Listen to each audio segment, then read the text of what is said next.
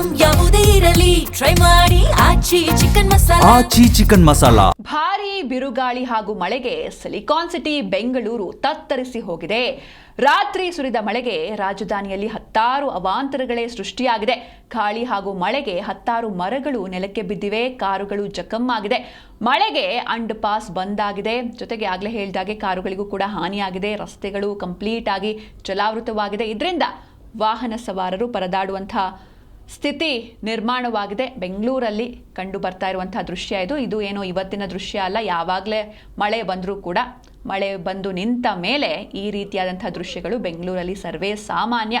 ಆದರೆ ಸರ್ಕಾರ ಮಾತ್ರ ಯಾವಾಗ ಎಚ್ಚೆತ್ತುಕೊಳ್ಳುತ್ತೆ ಗೊತ್ತಿಲ್ಲ. ಯಾಕಂದರೆ ಒಂದು ವರ್ಷ ಟೈಮ್ ಇರುತ್ತೆ. ಆ ಒಂದು ವರ್ಷ ಟೈಮಲ್ಲಿ ಸರ್ಕಾರ ಕಂಪ್ಲೀಟ್ ಆಗಿ ಈ ವಿಷಯದ ಬಗ್ಗೆ ಮರ್ತೇ ಹೋಗಿರುತ್ತೆ. ಅವರದೇ ಕುರ್ಚಿ ಕಾದಾಟ, ಪವರ್ ಶೇರಿಂಗ್ ವಿಚಾರ, ಈ ವಿಚಾರದಲ್ಲೇ ಕಂಪ್ಲೀಟ್ ಆಗಿ ಮುಳುಗಿ ಹೋಗಿದ್ರು. ಆದರೆ ಇದೀಗ ಮಳೆಗಾಲ ಇನ್ನೇನು ಆರಂಭವಾಗುತ್ತೆ. ಮುಂಗಾರೇ ಇಷ್ಟೆಲ್ಲ ಅವಾಂತರಗಳನ್ನು ಬೆಂಗಳೂರಲ್ಲಿ ಸೃಷ್ಟಿ ಮಾಡ್ತಾ ಇದೆ. ಇನ್ನು ಮಳೆಗಾಲಕ್ಕೆ ಬೆಂಗಳೂರು ರೆಡಿಯಾಗಿದೆಯಾ ಎನ್ನುವಂಥ ಪ್ರಶ್ನೆಗಳು ಮೂಡ್ತಾ ಇದೆ. ಸರ್ಕಾರ ಅಥವಾ GBA ಬೆಂಗಳೂರಲ್ಲಿ ಆಗುವಂಥ ಮಳೆಗಾಲದ ಅವಾಂತರಗಳಿಗೆ ಕಡಿವಾಣ ಯಾವಾಗ ಹಾಕುತ್ತೆ ಅನ್ನೋದು ಸಾರ್ವಜನಿಕರ ಪ್ರಶ್ನೆ. ನಿನ್ನೆ ಒಂದು ಅರ್ಧ ಗಂಟೆ ಬಂದಿರಬಹುದು ಮಳೆ, ಅಷ್ಟಕ್ಕೇನೆ ಇಷ್ಟೆಲ್ಲ ತೊಂದರೆಗಳಾಗಿದೆ. ನೀವು ದೃಶ್ಯಗಳಲ್ಲಿ ನೋಡ್ತಾ ಇದ್ದೀರಾ. ಮೊದಲನೇ ದೃಶ್ಯದಲ್ಲಿ ಯಾವ ರೀತಿ ಅದು ರಸ್ತೆನ ಕೆರೆನ ಅಂತಾನೆ ಗೊತ್ತಾಗ್ತಾ ಇಲ್ಲ, ಆ ಮಟ್ಟಿಗೆ ನೀರು ನಿಂತಿದೆ. ಮತ್ತೊಂದು ಕಡೆ ನೀವು ನೋಡ್ತಾ ಇರ್ಬೋದು, ಒಂದು ಬೃಹತ್ ಗಾತ್ರದ ಮರ ಬುಡ ಸಮೇತ ರಸ್ತೆಗೆ ಬಿದ್ದಿದೆ. ಅದರ ಅಡಿ ಒಂದು ಸ್ಕೂಟಿ ಕೂಡ ಇದೆ, ಹಾಗೆ ಅಕ್ಕಪಕ್ಕದಲ್ಲಿ ಸ್ಕೂಟಿ ಇದ್ದಾವೆ. ಜೊತೆಗೆ ಇದರಿಂದ ಟ್ರಾಫಿಕ್ ಜಾಮ್ ಕೂಡ ಉಂಟಾಯಿತು. ಆಮೇಲೆ ಅರಣ್ಯ ಸಿಬ್ಬಂದಿ ಬಂದು ಮರ ಕತ್ತರಿಸುವಂಥ ಮಷೀನ್ನ ತಂದು ಮರವನ್ನು ಕಟ್ ಮಾಡಿದ್ರು. ಮತ್ತೊಂದು ಕಡೆ ಕಾರಿನ ಮೇಲೆ ಮರ ಬಿದ್ದಿದೆ, ಹೀಗಾಗಿ ಕಾರಿಗೂ ಕೂಡ ಹಾನಿಯಾಗಿದೆ. ಈ ಬಗ್ಗೆ ಹೆಚ್ಚಿನ ಮಾಹಿತಿಯನ್ನು ನೀಡ್ತಾರೆ ನಮ್ಮ ಪ್ರತಿನಿಧಿ ಭವ್ಯ ಸುನಿಲ್. ಭವ್ಯ, ಏನು ಬೆಂಗಳೂರಲ್ಲಿ ಮಳೆ, ನೆನ್ನೆ ಸುರಿದಂತಹ ಮಳೆ ಏನೆಲ್ಲ ಅವಾಂತರಗಳನ್ನ ಸೃಷ್ಟಿ ಮಾಡಿದೆ ಅಂತ?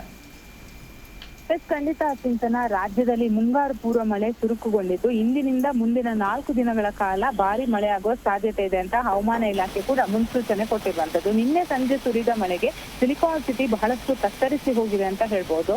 ಒಂದು ಕಡೆ ಮೆಟ್ರೋ ಕೂಡ ಸುಮಾರು 1 ಕಾಲ ಸ್ಥಗಿತವಾಗಿತ್ತು.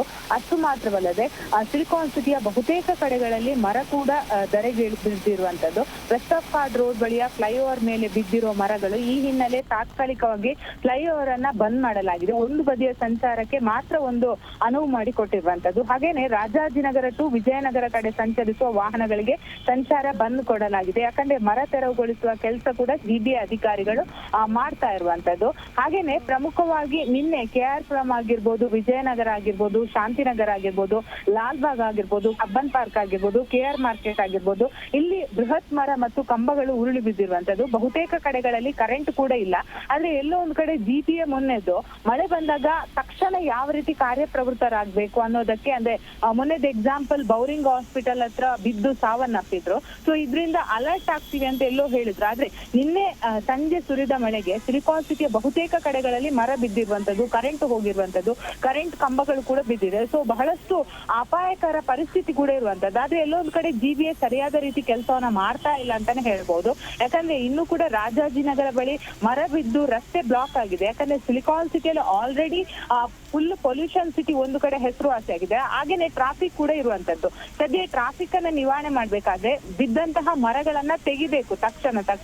ಆದ್ರೆ ಎಲ್ಲೊಂದು ಕಡೆ ಸಿಬ್ಬಂದಿಗಳು ಸೂಕ್ತ ಅಂದ್ರೆ ಟೈಮ್ಗೆ ಬರ್ತಾ ಇಲ್ಲ ಅಂತಾನೆ ಹೇಳ್ಬಹುದು. ಸಂಜೆ ಬಿದ್ದಿರುವಂತಹ ಮರ ಈಗ ಎಷ್ಟು ಗಂಟೆ 10:30 ಆಗ್ತಾ ಬಂತು, ಇನ್ನೂ ಕೂಡ ಮರವನ್ನ ತೆಗೆದ್ರಲ್ಲಿ GBA ಹಿಂದೇಟು ಆಗ್ತಾ ಇದೆ ಅಂತಾನೆ ಹೇಳ್ಬೋದು. ಸೊ ಇವತ್ತು ಕೂಡ ಮಳೆ ಬರುತ್ತೆ. ಸೊ ಮಳೆ ಬಂದಾಗ ರಾಜಕಾಲುವೆಗಳನ್ನ ಯಾವ ರೀತಿ ಮುಂಜಾಗೃತಾ ಕ್ರಮವಾಗಿ ಕ್ಲೀನ್ ಮಾಡ್ಬೇಕು ಅದನ್ನ ಮಾಡ್ಬೇಕಿತ್ತು. ಆದ್ರೆ ಈಗಾಗಲೇ ರಾಜಕಾಲುವೆಯಲ್ಲಿ ಹೂಳೆತ್ತುವಂತಹ ಕೆಲಸವನ್ನೇ ಮಾಡಿಲ್ಲ. ಸೊ ಹೀಗಾಗಿ ನಾವು ದೃಶ್ಯದಲ್ಲಿ ಕೂಡ ನೋಡ್ತಾ ಇರ್ಬೋದು. ಅಂದ್ರೆ ಮೇನ್ ರಸ್ತೆಗಳಿಗೆ ನೀರು ನುಗ್ತಾ ಇದೆ, ಅಪಾರ್ಟ್ಮೆಂಟ್ ಗಳಿಗೆ ನೀರು ನುಗ್ತಾ ಇದೆ, ಮೆಟ್ರೋ ಸ್ಟೇಷನ್ ಗಳಿಗೆ ನೀರು ನುಗ್ತಾ ಇದೆ. ಸೊ ರಾಜಕಾಲುವೆಗಳನ್ನ ಕ್ಲೀನ್ ಮಾಡಿದ್ರೆ ಸರಸಾಗಿ ನೀರು ಕೂಡ ಹರಿದು ಹೋಗುತ್ತೆ. ಆದ್ರೆ ಎಲ್ಲೋ ಒಂದು ಕಡೆ ಇವುಗಳನ್ನ ಮಾಡೋದ್ರಲ್ಲಿ GBA ಆಗಿರ್ಬೋದು, BWSSB ಆಗಿರ್ಬೋದು, ಸಂಬಂಧಪಟ್ಟಂತಹ ಅಧಿಕಾರಿಗಳ ಅಂಡರ್ ಅಲ್ಲಿರುವಂತಹ ಸಿಬ್ಬಂದಿಗಳು ಕೆಲಸವನ್ನ ಮಾಡ್ತಾ ಇಲ್ಲ ಅಂತಾನೆ ಹೇಳ್ಬೋದು.